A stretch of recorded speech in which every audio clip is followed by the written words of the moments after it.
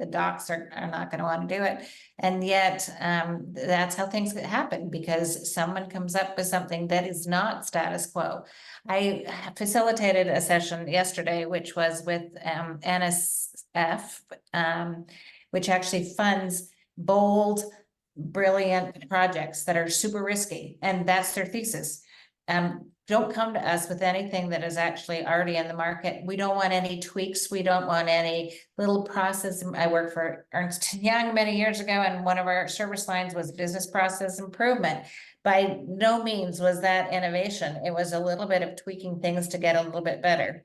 So that's not NSF's thesis. And they said, we really want you to bring the ideas that are risky with us. And if you are good at advocating for this, then we can actually work with you. If you need to pivot, we'll help you pivot, because maybe, and he gave an example of a company that really thought that they actually wanted to float blimps up in space, so that they could actually do some climate change analysis. And they realized that the cost of the fuel went sky high at that period of time that almost sunk the company.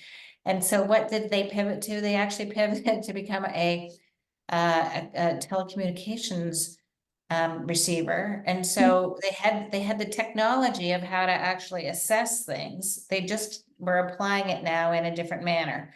So I wanted to give that as an example, because that's one of the things that by seeing all these different companies, you can actually bring to the table and say, hey, I don't think it's going to work in that solution. Maybe it's going to work in this one. So